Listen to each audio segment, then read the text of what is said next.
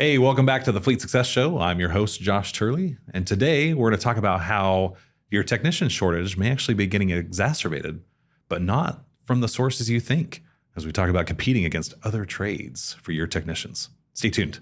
Let's get into the show. This is a Fleet Success Show, dedicated to helping you and your fleet succeed using the experience of fleet professionals and Hall of Fame fleet legends. The show that explores how the pillars of stakeholder satisfaction, intentional culture, resource efficiency, and risk management all combine to lead your fleet to success. We're glad you're here. Now, let's get into the show.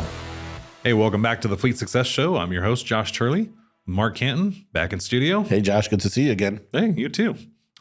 So the other day, I was scrolling through Facebook or Instagram or something like that. LinkedIn. It was on LinkedIn. Okay. See, I was on the good platform, not the crappy ones that suck you into the vortex. And turn you into robots. Right. And I was watching, and I saw Jim Farley, who's the CEO of Ford Motor Company. Right. It was on Yahoo News or something like that, one of the finance things, talking about some of the struggles they're having in their dealerships. Mm. And I thought it was really refreshing to actually hear this from the CEO of one of the big three. Right. And to see that like we're bringing light to this across the board, that it's not just a problem we know about in fleet, but that the rest of the world's starting to pay attention to this. Sure.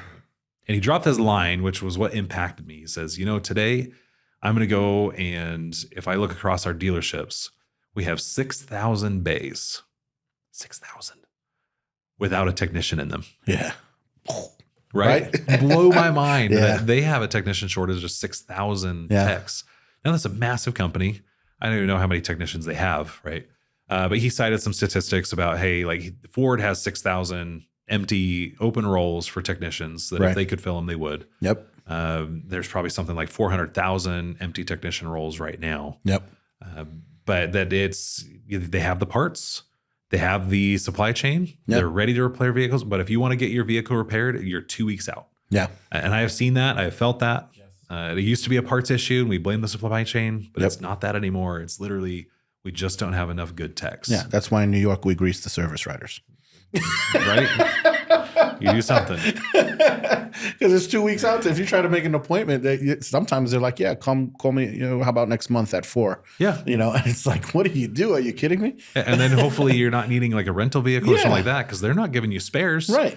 Sometimes you get lucky if you really know the dealer owner or somebody. Yes, that's what I mean. They'll give you a little bit of a rental. Yeah. But if it's longer than 3 days, they won't do that usually. They'll send you an Enterprise and say good luck. Yep. And car insurance won't cover that either, by the way. Because it wasn't an accident. Nope, not an accident. And so it's just literally, it's a failure of the vehicle itself. And it's a little messed up too, because if it's a PM and you don't do it, well, then you could hurt your warranty, especially with all the data they have now, right? So it's, and if it's not a PM and it's like, oh, my brakes don't work anymore, what do I do? My engine won't start. I mean, I had a guy that fouled his spark plugs, actually blew his engine while we were down in Baja, of all places. We got it back home, but that thing was in the shop for 3 weeks, right? Waiting for a motor, but mostly because they didn't have a tech who could go do the job. Yeah. And so, the motor came in and then it sat for another week. Yeah. And that's just the fact of life. That's where they're at right now. Yeah. It's a good point. So I know in fleet, we talk about the technician shortage all the time, but it was kind of refreshing to hear that, hey, we're not alone in this. Right. We often complain about the dealers because they, steal our best talent because they can pay top dollar. And I'll tell you why they can pay top dollar. It's because they got 6,000 open positions. Yeah. So what are they going to do? Well, I'll divvy up the money I would have spent on those guys and spread it across the rest of them. Yeah. Right. So like you're definitely in an arms race. And this is where I try to tell people all the time, right? Scarcity breeds strategy. If we had an unlimited amount of resources, then we wouldn't have to be strategic about our time, about our money, anything like that. Right. But because there's scarcity, it means that we end up in this arms race. Where you have to be really strategic and intentional about where the blood flow goes and how much time and money you're spending on these things. And when you have something that's you see this in nations all the time, like if there's a scarcity of gold, we're seeing it right now with lithium because everybody wants lithium for the batteries, for the EVs. It's a big one now. Yeah. That's how wars get started, right? It's and why is that? Well, it's because we need the resources. Right. You're in a war. You're in a war for talent. Yeah. So that's like the way to be thinking about this. Right. Because you're going up against, there's a scarcity of resources, which creates war. Right. It's really this fun little thing. Right? It's an economic war. Football. Yeah. Okay. So, but it's an interesting little world that we're about to enter into as well, because we've been pushing everybody for years, right? Been pushing the glamour of a 4-year degree, been pushing the glamour of you shouldn't be working with your hands. You need to go get a white collar job. Yeah. Right. We've been demonizing and dehumanizing even the idea of blue collar work. Yeah. That's the worst part of it. It is the worst part of it. You will amount to nothing if you don't go to college. Well, this is the ironic twist though, because now we've got AI coming onto the scene. And I say this as a white collar worker who does blue collar stuff on the weekends, right? So I say this with tongue in cheek. But it's ironic is that, white collar worker invented AI. AI destroys white collar worker. Blue collar workers inherit the earth, right? And so we go through this fun little cycle. So true until robots get created with AI who can replace the blue collar. I talked about that at FleetCon. Oh, yeah. Right. And I would be more afraid of that because it absolutely will happen. I'm just telling you right now. Yeah, it's a matter of when. It is a matter of when, not if. Amen. Like it will happen that robots will replace our factory workers. They'll replace our farms. They're already doing it, right? Yep, definitely. They will replace, our pilots. They will replace all any blue collar trade. If you can do work with your hands, a robot can do that job at some point. Yeah. They build the cars already. Yeah. Right. One day they're going to fix the cars too. Yes. Right. So just like the day is coming that we won't need automotive technicians anymore. But here's the beauty of that. We all know how long it takes to get a building approved from city council. You know how long it's going to take them to retrofit for robots? It's going to be 50 years. Y'all, Right. we're going to be fine. Yep. I'll either be dead. No, in 50 years, I'll probably be dead. No, you won't. No, I don't know. Unless they come up with some kind of crazy medical advancements. Well, that's I'll be the 90. assumption. Yeah. Well, let's assume that they Let's come assume up with that they come up with something, and now I can live to 120. I'll still have 30 years left in my life. Now, whether or not the FDA has approved that medical. Okay, that's something else. Okay, I'm sorry, I couldn't help it. I don't know. Lately, it depends on which administration's in. Yeah. Exactly. So we go through and just know that that's going to happen, but it's going to be a long time off, right? So it's interesting to me. The irony of this is that AI is coming for the white collar jobs first. Yes. So I think we're seeing this shift already. I've talked about this. So Gen Z is the Toolbelt Generation. Yeah. And they are the ones that are coming into blue collar work. Yeah. Now, as you and I talked about this, though, what's interesting is that they're not coming into the automotive technician work. They're not mostly. No. Not, right. And there's a few trades that they are gravitating towards. Yeah. And I think there's a couple of reasons for this. But the 3 trades that I typically see most trade schools, most people going into the trades for, plumbers, electricians, and HVAC. Yep. Right. Like those 3 are the big 3. And it makes sense because you think about target addressable market. How big is the market for plumbers and it's massive. HVAC? It's massive. Yeah. It's every home in America. Every building needs all 3 of those things. Yeah, right. Every corporate building, every that. Yeah. The other thing that you're seeing a lot of is these data centers that are getting built for AI. What do they need? Yeah, that's interesting. They need a lot of power. Yeah. They need a lot of cooling, which is all plumbing. Right. And they need a lot of HVAC. Yeah. Right. Like all 3 of those things are huge for AEI and data centers. Oh, that's fascinating. Right. So blue collar are building the buildings that are going to put the white collar out of business. I love it. Isn't it just like this massive twist of irony? But I've been saying for years that because of the shortage, right, it's supply and demand, simple economics, that at some point those people are going to be able to print their own paychecks, right? They're going to be able to print their own money, write whatever number they want, and that's what they're going to get paid. Yes. And you're already kind of trending that way. Totally. What's interesting to me is that they're not jumping into the mechanic world, right? They're not becoming technicians. We're not seeing this influx of talent yet. So I'm curious about that. Like, what do we think is causing them not to come into that industry? Because people are still driving cars. They still need cars repaired. The dealerships can't even find enough people, which that was like probably the eye opener for me. Yeah. I knew we had a problem in fleet. And, oftentimes the thing is, well, we can't pay enough. We can't compete with the dealers.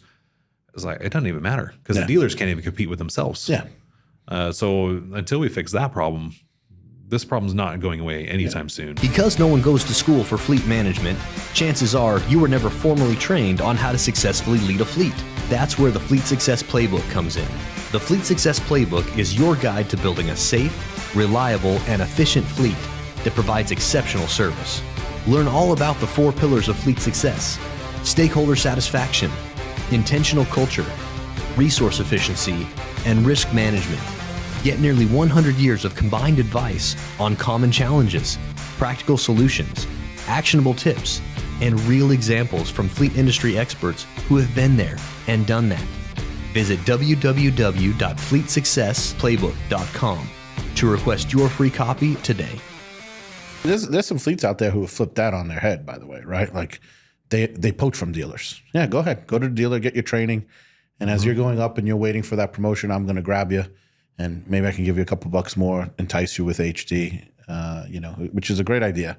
But your point stands, right? Like, what's going on there, right? Why aren't we doing it? So continue. I'd love to hear your theory. Yeah. What are your thoughts as we think about what's keeping the kids from getting into, becoming automotive technicians? What can we do as a fleet industry, and maybe even bring this home a little bit? Like, what can, if fleet manager, you're listening to this podcast, the show, what could you do, right? Like, what's something that the individual could do at their level for their organization to really help, bring some of these kids into the trades, coach them up, mentor them, get them in, and not lose them to HVAC, electrical, and plumbing, because that's now. We're not just competing against white collar jobs. Now we're also competing against the other blue collar jobs as Gen Z comes into the trade, the Toolbelt generation. Right. I think it's a few things, Josh, and I don't know which one of these is the biggest, but I think they all kind of play a role. For one, I don't think we're the best of that group of going out and recruiting and attracting talent. Right. You've seen some movement in this area, but it's very localized. It's not organized at an industry level per se. I know Bill and NAFA, the guys, are trying to move that, but what they're doing is they're kind of embedding, hey, you have a fleet that needs help. We'll help you. We'll get involved with the local trade shows, trade schools and high schools and so forth.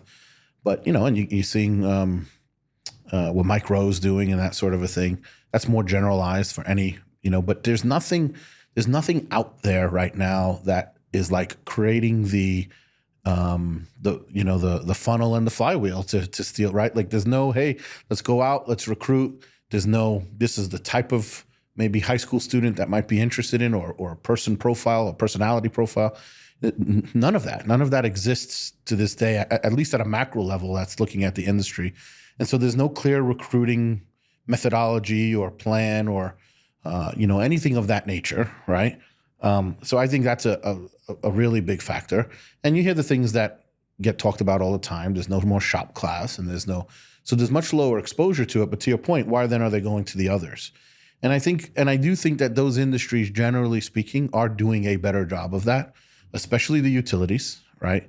They came in already now 10 years ago, recognizing, for example, learning differences amongst generations. Yeah. And they started saying, okay, well, when we hire a boomer who's moving over from the utility next door, we're going to orient them and train them a completely different way than at the time 10 years ago how we're going to bring in this millennial, right? And they're going to have video training and everything's going to be on an app and so forth and so on. Oh, we can't get linesmen to go up and inspect the lines. The boomers used to go up there and climb it and use their own eyes, and take pictures on little old school cameras. Now it's like, well, hey, fly this drone and get a good, So we changed the nature of the work. Right. Yeah. So they did a great job, in my opinion, of getting way out in front of it. So I think that's a piece. We talked about what we're not doing. I also think just in general, there's greater exposure, right? Like you're just a kid and you're going to get exposed to something in your house around plumbing or electricity or HVAC. You've probably met an electrician or a plumber or an air conditioning tech. Yeah. Whereas you may not have met a mechanic. Yeah. Because right? Like your mom takes the car into the shop, and they're behind the glass, right? You talk to the service writer or the guy up front. Yes. The mechanic is completely behind the glass. So unless you have a parent or an uncle or whoever who's like super into it and they're like, come on, let's get under the car, you just don't get exposed to it. So it's still this like alien thing to you, this alien language, right? And so I think that's a factor. And I think, and this is really sad to me, because if you've dabbled in any of this stuff, and I don't mean any offense to the other trades, I think being a mechanic is a lot more difficult, a lot more challenging. I was going to say this, right? Like those three trades, they're simple. Yeah. Like I've done plumbing, I've done electrician. Like, is it 110, 220? Right. And it, like you connect this wire to this wire and you run it. And you're doing the same over and over and over again, yes. HVAC gets a little bit more complex, but not significantly so. Right. Like you're dealing with pressures and gases and things like that. But you think about it, what's the difference between those three and automotive? Automotive does all three. Yes. Right? Because in order to be a really good technician, you have to be good at HVAC. Yes. And maybe less so plumbing, but radiator is just another form of plumbing. Sure. And then you've got electrical All over the place all now. over the place now, right? Yeah. And then you've got the ECU and voltage, and it's complex. It's complex. not simple 110 and 220. Nope. Like you've got 12 volt systems, 24 volt systems. You have different voltage on the meters, and the sensors all have different voltage. Yeah. It's crazy, right? Because it's using the different voltages to drive the sensor readings. Yeah. It's like, oh, you've got a voltage drop there. Well, that's what triggers. That's the O2 sensor. Right. It's not that it wasn't 12 volt. No. Like 5 volt means something different than 9 volt. Yeah. It's crazy. It is. And in a fleet setting, you may not do the same job all week or month. Forget, unless you're the PM specialist, right? You know what I mean? Like, yeah, so there's definitely totally some agree with you. routine and repetitiveness to it that you just don't see. So like those jobs are simpler, they seem easier. Yes. There's another aspect to it that I don't think is talked about as often, right? And it's this idea of entrepreneurship. We're seeing this a lot with Gen Z, as they desire kind of to be their own boss. Right. And I will tell you, as an entrepreneur myself, it's beautiful. It is. It's really nice, right? Like to be your own person, to not have people that, and in this case, it's the solopreneurs that they're doing into. Right. And so they're starting up their own plumbing firm and their own electrical. And the barrier to entry to being your own plumber, you got to buy a van. Right. And some equipment. Exactly. To be an HVAC tech, same thing. Yeah. To be an electrician, same thing, right? Exactly. It's super easy. You just go. And it's a mobile shop. You want to try to be a mobile mechanic? Tough. It's way tough. Like you still got the tooling alone is a huge investment. Yep. But it's a very different world than because now you're competing against the shops that are dedicated brick and mortar buildings. And so, okay, you want to go set up your own independent repair shop. Well, now you got to buy a dedicated brick and mortar building. And now you're geographically tied to that area. And your risk reward paradigm completely shifts. It flips completely, right? And so the barrier to entry for somebody to start their own thing as an automotive tech, completely different than starting your own thing as a plumber, electrician, HVAC tech. So I think that's also an element of it. It's a great point. And it's funny because we're talking about the complexity, and yet, and this is like what blows my mind, generally speaking, those other trades get paid more. And you can go check this out on Indeed and other ones. And it's like, wait a minute, this dramatically more complex thing gets paid less, is behind the glass. I need a shop. No one's recruiting me. Yep. No one's changed the training to make it so that it's a way that I learn. Like there's just a lot to overcome. And that's why we're seeing, we started with the whole white collar, blue collar conversation, and not everyone necessarily needs to go to college. But now even on that front, as blue collar are making inroads, we're losing relative to the other trades. And when we talk a little bit about these things, it's kind of like, now that I'm thinking about it, it makes sense. We're having these struggles for a reason. We need to fix this as an industry. We really do. So I hate to say it that it comes down to pay, but here we are. Yeah. Right. Like, and it definitely, we need to get the pay commensurate with the work that's being done. It does. And the supply and demand is going to require us to do it. Yes. It's coming. Yes. Simple economics. Yes. We know it's coming. We can keep fighting it against all we want it. Right. But at some point, it's got to shift. It has to. Exactly. You're going to get to a point where there's just not enough qualified people out there to do it. There already isn't. And yet we're like, I don't know how long we can keep fighting this battle. Correct. Right. And they're going to name their price, you know? Yeah, it's a great point. Or you'll continue to have, month-long waits to get an oil change. Maybe there'll be some return to the time when people change their own oil in their driveway, but that's only going to mitigate. First off, I don't expect that. But if it did happen, it would only mitigate so little of it, really, you know. So I agree with you. The oil change is easy. Like you could drop it off and later that day you go pick it up. Yeah. Right. It's the routine is, because you schedule it, you drop it off. It's not a big deal. It's when it's the unplanned maintenance that you don't get to schedule it. And then you got to go drop this thing off and you don't know when you get to get back again. Right. It's going to take 2 weeks for this thing to get back to you. Yeah. And it just drags and it drags and they keep telling you, oh yeah, we'll get to it. It's like, next thing on our list. You just don't know that the list is 2 weeks long. Right, exactly. And that's the thing about people like, well, I can't get a mechanic. So, for the fleets out there who are saying, well, I'll just outsource it. Well, yeah, but this is the world you're entering when you're thinking of going that route. Okay, great. You thought you had problems before. Your availability is going to tank. You're going to increase the size of your fleet because you got to count on vehicles being out a month every time they need new tires.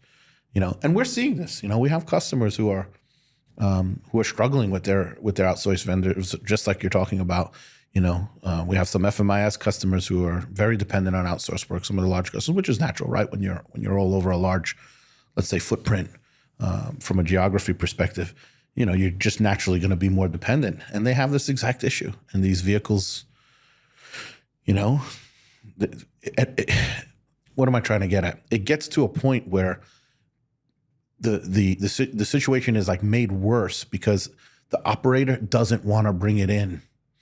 Right. You know what I'm saying? Because they know if they bring it in, they're going to lose it for such a period of time. And then that has this What's the inverse square rule, right? We talk yeah. about that all the time, is that $225 repair suddenly turns into a $2,000 repair. Right. And that turns into something bigger because then it causes an accident, right? Like it's the inverse square rule. Yes. It extrapolates exponentially. Yeah. So it's really amazing. But so what do you do? Like, okay, Mr. Fleet Manager, you're out there, you're running your shop. You're like, what do I do about it? Like I'm feeling the impact. I'm feeling the pinch. Yeah. So you hit one thing, which is you've got to figure out how to fight for a higher wage for your technicians. Yeah, for sure. You've got to get more competitive there. Yeah.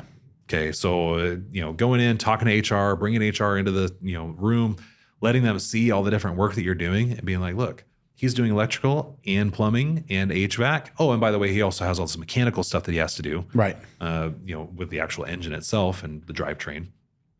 And these guys are making, right, an electrical, and you could probably go to some of the other positions in your company. Right. How much do we pay our electricians? How much do we pay our HVAC techs? Right. I'd be curious to see if that's comparable. Yeah. And then from there, you can say, and by the way, the dealer next door, right? And this is the thing that really chaps me about public sector, because they love doing this and it drives me batty. I wish I could get into like a room with all the HR professionals in government somehow and just like shake them awake. Like, come on, guys, think about this. When they're going out and doing wage studies, all they're doing is this weird little circle jerk of, hey, what's this city paying their technicians? Yeah. And what's that city paying their technicians? Yeah, so true. And they always ignore the direct threats, which is what's the dealership of literally a quarter block away paying their technicians? Yep. What's the independent repair shop paying their techs? Because those are the ones that your techs are going to. Right. Right. They're not looking at all the substitutes. Yeah. And this is something like as a private company, we're constantly taught how to do is evaluate the threats and evaluate the substitutes. What would they use if they're not using your product? Right. Well, guess what? You have a company, you have a job. Your job is the product. Yeah. What would they use? Because what's the product that you're trying to do? Is the product is their wage, right? Where else could they substitute getting a wage from you? Right. Well, they're going to go somewhere else to get a wage. Yeah. What are the substitutes? What are the threats? And so you have to get HR to like think about it that way is, hey, don't just look at the other cities and, think that your pension benefit is somehow this magical piece of paper. Especially to a 24-year-old, right? Because they just don't care about that stuff, right? Like, Oh, man. Gordon Bethune, he was the CEO of Continental Airlines. Continental? One of those airlines. This you don't even hear of anymore. I think they got merged with somebody from US Air. But he also talked about all the time, like, how do you motivate people? And he's like, man, you're sitting there, you're out in your boat fishing, and all you want is the fish to jump in your boat. Well, let me tell you what, the fish don't give a shit about you. It's so true. Right? They're swimming in their ocean and they're totally happy doing their own thing. Right. He's like, you got to convince them. You got to have the right kind of bait. You got to, have the right kind of line. You got to be fishing in the right waters, right conditions, in order to convince them to bite that hook and come into the boat. Yeah, that's a great analogy. Right. And so, but it's true is like sometimes we're like, oh man, they would love this pension. But if they don't care about it, you're fishing with the wrong kind of bait. It's so true. And so what do they care about? Well, give them a portable pension, something that they're like, I'm not locked into the Arizona State Retirement Fund. Right. Right. Like I can go to the next city over. I love that piece too. Yeah. Right. It's like, well, I can go to the next city over and that is totally portable to that city. So now I have no competitive advantage with the city next door. At all. None.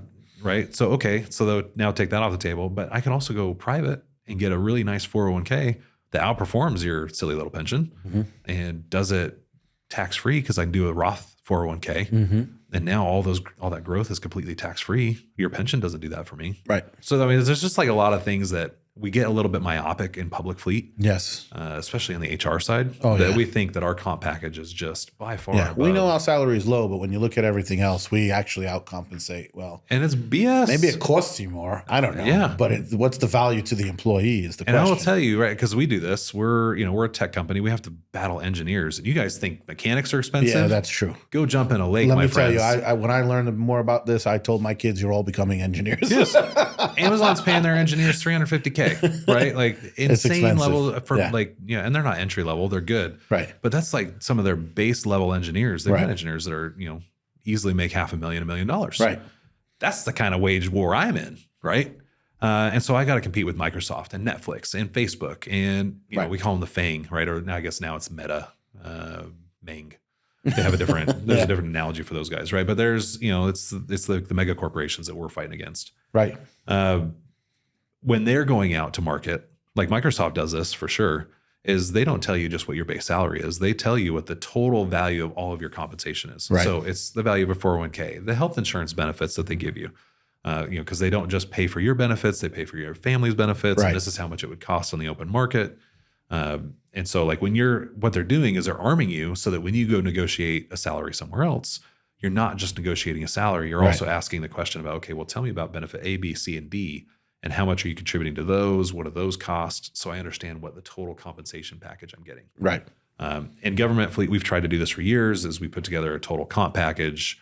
And man, we just hype up the value of our wages and our stability and all that. And I'm like, well, I don't know, Ford's not going anywhere. Yeah. GM's not going anywhere. They might have gone bankrupt, but they're too big to fail. Fed's going to bail them out no matter what. Right. So, and by the way, unlimited sick days, that does not help you or them, right? Yeah. That kills the situation. So I think just, you know, getting really clear about it's so true. How competitive you are or are not. Right. And, you know, hanging your hat on something that worked 10 to 15, 20 years ago, you got to stay up to date with what's competitive today. Yeah. And be looking at the actual substitutes. What are the people down the street paying? Not what are the people, you know, in the next city overpaying? Right. Because especially if you're in a, you know, less suburban area and you're more rural, well, they're not going to drive to the next city. Right. You know, like they're going to look next door for the next thing. Mm-hmm. And so you need to be a little bit more open-minded to the fact that you're competing against private industry, not just public entities. Yeah. So you've hit a few things I just kind of want to sort of touch on and emphasize. Like one of the things you'll see a lot is averages. Yeah. You know, and it's like, great, this is the average. But do you know the top? Do you know what the top quartile are? Oh, right? you have to do percentiles. You know, We you do have to get into here. percentiles, right? And if I'm in fleet, I'm aiming to be in that top 25 percentile at minimum. Yep. Right? Because I want the best, and I want to be able to say, hey, we pay the best.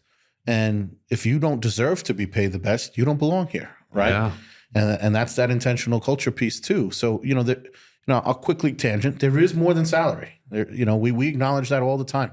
Having a great culture, and Tony talks all the time about there's other kinds of rewards, right? There's acknowledgement. There's getting their family involved. There's doing these cool events and opportunities, and that's important too. So what you're talking about is not, we're not saying don't do that stuff or in replacement of that stuff. You need both. Yeah, because what'll happen, and if you do this right, if you're aiming for that 75th percentile, if you do it right with intentional culture, you could get a 90th percentile tech that will work for 70th percentile wages. Correct. Because the culture compensates for the rest of it. Right? Exactly. And so I've had to do that. I've had really top tier talent take pay cuts to come work for me. Right. Because they're 90th percentile and they're okay with doing 75th because all the other stuff matters as much. Right. It's intangible benefits. Right. But you're not doing that and like, oh, I'm hoping that a 50th percentile person is going to do it, because they don't care about that. Right. Right. Like you're looking for the top talent that stuff matters to. Exactly. So exactly. that's a great point to call out the percentages and the impact of culture. Yeah, absolutely. You need to do that. And then to your point about the competition, well, number one, don't be embarrassed to pay a little bit more than your neighbor. That's a good thing as long as you're maintaining that Should be a point standard. of pride, honestly. Right, exactly. Yeah, like I'm over here in Anaheim. Of course, I should pay more than Garden Grove. Right. Right. Like you don't want Garden Grove to be paying more than you. Yeah, exactly. You're like, that's something you should say to yourself. Right. Like, hey, we want to be, or Santa Ana, like we want to be competitive. We want to be better than those Everybody guys. wants to work here. When I was out in Long Island, Suffolk County wore it like you said, like a badge. Everyone knew that the public, public servants there made more money than all of the other counties in the area, and everybody's desire. If you were a police officer or a firefighter or a garbage, it did not matter. An administrator in a building, you wanted to go. Your goal was to somehow get to Suffolk County. Yep. You went from New York City to Nassau County to Suffolk. That's what everybody did. So no shame in that. Be proud of it. But to your point about, who are your competitors, right? Like, understand that where we're at, because the entire blue collar world is trying very hard to get people. Yep. What I'm trying to get at is in those HR studies that you're talking about, what I have found is they get so specific and so perfectly to the point, or they try to, that they're able to tell the story that they want to tell themselves, right? oh, we're not going to include the specialty motorcycle shop down the block because that's not really the same work. It's like, what are you kidding me? That motorcycle shop would so gladly hire your mechanic in a heartbeat. And yes, they will pay more because that specialty, their customers will pay top dollar to keep those motorcycles running in tip-top condition, right? So you have to include that. And for that matter, you may need to include what the plumbing shop down the block makes, to your point, because a lot of the skills are transferable. And if you're a small business owner and you're looking for a great plumber and you're getting more jobs than you can fulfill, and this mechanic walks in and they say, yeah, well, I've worked with this and this. That's fine. You can be an apprentice. We'll teach you. In 2 weeks, you'll be out doing your own work, and they will be. Right? And trust me, it's not that hard to go from being a tech to sweating copper. The techs, one of the challenges that the construction industry had years ago, and maybe they're still having it, is it was so hard to keep techs in the shop because they were shooting themselves in the foot because they could make more money by getting out in the field and going being a construction worker. And the foremans loved those guys because they could do so much different kinds of work. And they're hard workers. And they ate them up and they couldn't keep people in the shop. I've seen that in so many places over the years. You got to know what your threat of substitutes are. Yes. Yeah, it's a great call there. It's a great call. So the other thing that I think, right, so fight for your wages, get your HR department in the shop, right? Help them understand just how technical these jobs are. Changing this mindset. We talk about this all the time. You haven't heard me refer to them really as mechanics. They do mechanical work, but because of the nature of the work now, they're technicians. And just really getting that vernacular baked into your job descriptions, into the HR mindset, having them come be a part of the job, seeing the work that's being done, what's happening because we can't, attract and recruit new talent, what's happening because we can't retain the talent we did have, and having them be a partner in that story, right? Instead of the person that's always getting the blame, right? And then the other piece, I think I really like this as a strategy, which is you need to get involved either at the local schools level, at the community college level. Yes, like you individually. Don't wait for I said this last week, right? Nobody's coming to save us. Yeah. Nobody's coming to save you. Right. So you individually getting into the high schools, getting into the community colleges, right? Here locally, we have West Mech.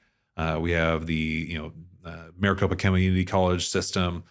We have several local schools. Yep. Like I know Peoria Unified does this. They have a school with a shop program. You better bet your ass I'd be in there. Hell yeah. Talking to those kids and just, inviting them to come tour my shop so they can see what life is like in a fleet environment. Yep. Because the dealerships are going to be doing that and showing them what they could be doing as a dealer and really trying to contrast yourself because you were, again, in a war. You have to, there's so many overlaps with like business here because this is all about positioning. That's what You've got to show yourself, like what's the brand promise that you're offering these kids? What's the positioning? Why are you different than the guy next door? Why are you different than the delership? Right. Why is it better? Right. How is it worse? It's a big one. Right. We don't tell that story nearly well enough as to why we're better. And so you as a fleet manager got to learn how to sell the job. Yes. And start when they're young, get them in, get them trained up, right? Do their thing as they go through WyoTech or go through UTI or some of these other trade schools. Let them finish their schooling. Right. Because I know Bill Schenkel's talked to us about that as we try to establish industry-wide partnerships. Don't take right, exactly. Don't take them early. Otherwise they get pissed about that. Rightfully so. Yeah. But establish those partnerships, get in early, get your face in there, get your name in there. This is a brand exercise. Right. So that when they're ready to get out into the industry, they're like, you know what? I remember going and touring the shop over at City of Peoria. I remember going to tour the shop at Suffolk County and how clean it was and how awesome it was. And as I've gone around and applied to some of these other positions, I actually I want to go work for that guy. Right. He spoke to me, he cared about me, he showed me this path. And they want to go to bat for you. Absolutely. So I think that's the piece. We have to individually get out and start recruiting at these spots when they're young. I agree. And get that out there. And I encourage people to be a little outside the box and expand it, man.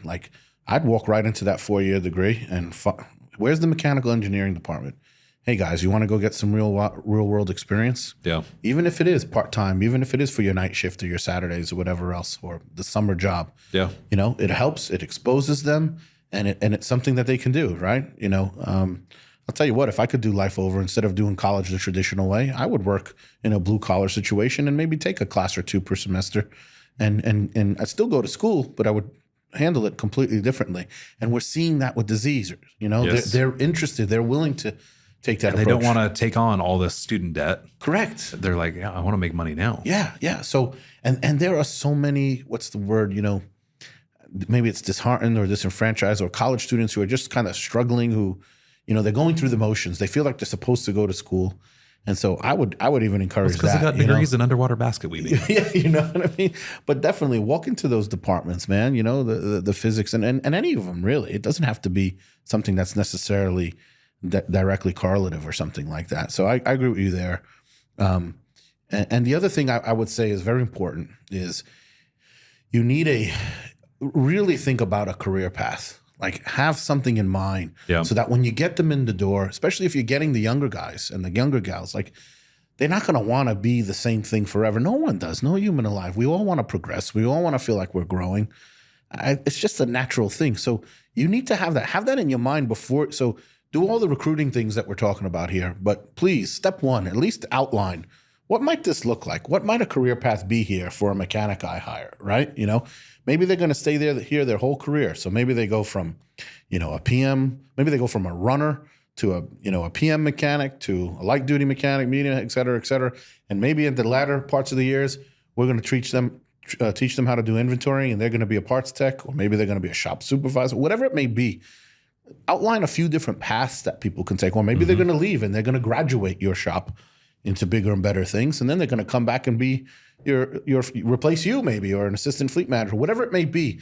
But have that and be able to articulate that to these potential prospects. I think that's so important, and it's always an afterthought. It's always an afterthought, and it shouldn't be. It should be right up front. Hey, look, do you like this stuff? Is this fun to like? Hey, give it a try. You might like it, and there's a career here for you. There's a path, and put that on full display.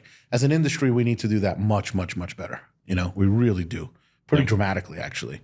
And that's where you and I talk a lot about how there's no education, right? There's very little education, I'll say that way, for how do I go from being a mechanic to a shop supervisor? How do I go from being a shop supervisor to a fleet manager, right? Well, guess what? That's where if you're halfway bright, let's say, well, maybe some of that stuff you learned in your degree can be applicable, right? Hey, I got this technical skill. I know how to turn a wrench. And maybe I did both, maybe I was an operations manager, or maybe, those sorts of things. And hey, you apply it, and you can use those schools if there isn't the training out there for you to make that path. So it doesn't need to be an either or. It doesn't need to be black and white, right? Gray is fine. You pointed out the entrepreneurial aspect of some of the other trades. I mean, it's so true, right? But you got to succeed at that. You do got to have some business sense. And so it's not like those other skills are going to hurt you having learned them, right? They're always applicable. They're always useful, right? And I just think we need to think much bigger picture, out there. And there's so many positions, we have so much need. We're focused on techs right now, and certainly that's appropriate. But man, there are so many positions where we could really benefit from those college degrees and some of those advanced degrees being in the industry. Yeah, we need more fleet analysts. Yes. We know we need more parts clerks. Correct. Right. We know we need more, fleet managers. Yeah. We're seeing that brain drain. And having some of that business acumen, having some of that advanced education is definitely helpful in those cases. Right. But even if you come up from the shop, there's still plenty of educational resources to get you there. Exactly. Yeah. We love the CAFM. We love the CPFP. We love the CDME. Yep. So there's definitely a lot of options to help fill in the blanks there. Yeah. So yeah. And again, take a cue. The logistics company, Josh. I mean, I was. I think some of our listeners might know I was a philosophy major as an undergrad, right? Yep. I had the most practical degree on the planet. Just right above underwater basket weaving. And it was like, well, what the heck am I going to do now, right? Yeah. And there was not a lot of paths. It was go to law school because they, philosophy majors have a decent acceptance rate there. It was continue to study philosophy and become a professor. Or what, And it turns out that logistics companies, at least at that time, were interested in philosophy majors and math majors because they thought that they had the prerequisite skills and they had kind of, been taught to think a certain way to try to kind of find that efficiency. We talk here sometimes about managing left to right instead of top to bottom, right? And so it turns out that they had a preference. And so I got recruited by FedEx. I got recruited by UPS, by DHL, and some of those other big companies, some of the big moving companies in New York City. And I thought, oh, that's cool and that's interesting. And I ultimately, took a job and stayed with Fordham. But, why don't we think that way in fleet, right? Like, what are the non-traditional degrees or non-traditional candidates that we could be bringing into this industry? Correct. That's a fascinating take. Yeah. I know it's out there, right? Let's put our heads together and start doing some work there, right? Because let's be honest, most people, you get a few folks, they go to school, they study finance, they do finance, and they're in finance the rest of their life. That is the minority of folks by a long shot, So let's figure that out. What are the skills we want? Who are we going to go recruit? Who are the ones who are maybe having a tough time getting a job in that real world and go get them? I was about to end the episode early. I'm glad I held off for just a second longer. Mark coming in with that gem right at the end, like Yankees in the wild card, just sneaking one in there. All right. All right. Well, that's going to wrap it up for us for this episode. Thanks. As always, been a pleasure, and we will see you next time. Take care, everybody. We hope you enjoyed the show. If you'd like to help support the podcast, please share it with others. Post about it on LinkedIn or leave a review. Want to learn more about our fleet management software, Fleet 360? Check us out at rtafleet.com. If you want to learn more about having your fleet evaluated by our consulting team, go to fleetconsulting.com.